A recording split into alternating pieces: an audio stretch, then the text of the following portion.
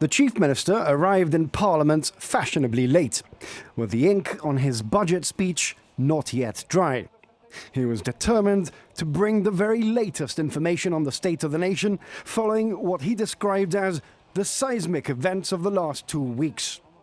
Fabian Picardo said that the British people had made an historic error of judgment based on absolute untruths and a false prospectus. He said, thankfully in Gibraltar there is a strong political leadership and people were united across the political class. With this, he announced that he now has written assurance from the UK government that Gibraltar will be involved in the negotiating process as Britain plans to leave the EU. At this time, it is also, of course, a budget of caution, a budget infected by necessary pause and reflection. Moving on to the state of the economy, Mr. Picardo revealed that inflation averaged at 0.25% throughout 2016.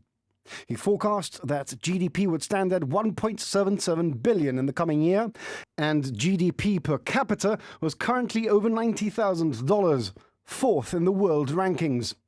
Net public debt stands at $345 million, more than the predicted 319.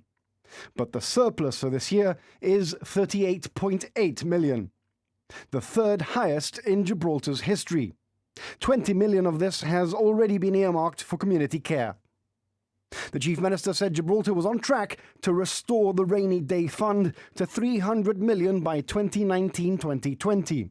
And said recent events had proven his government right in wanting to set up this emergency stash. Revenue estimates are at 590 million this year, a 5.5% increase, although Mr. Picardo issued a word of caution. He might have to adjust that figure depending on how things pan out politically. The Chief Minister has increased the pot for tax refunds to the highest ever level, £10 million.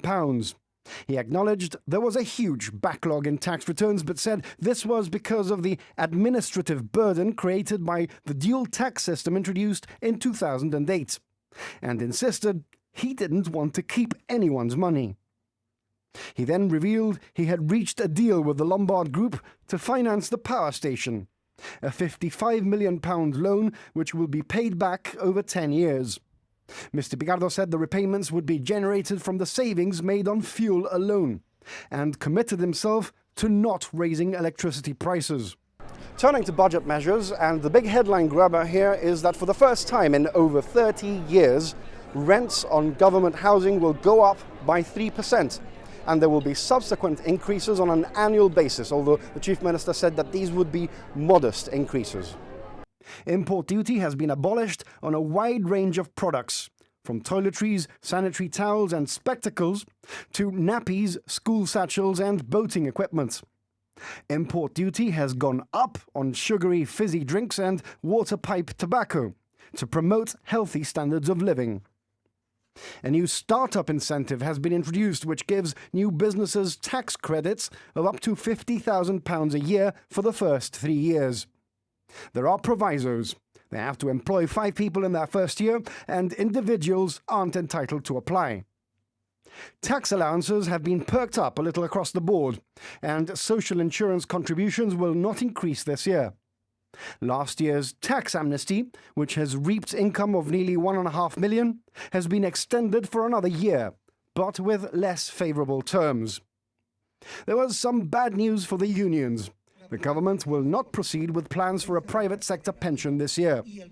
Negotiations have been ongoing, but the Chief Minister won't make any commitments until the impact of Gibraltar's exit from the European Union becomes clear. Wrapping up his 5th budget address as Chief Minister, Fabian Picardo said this was not a time for egos, not a time for party politics or electioneering. This was a time for extraordinary people to do extraordinary things. And with this, he commended the bill to the House.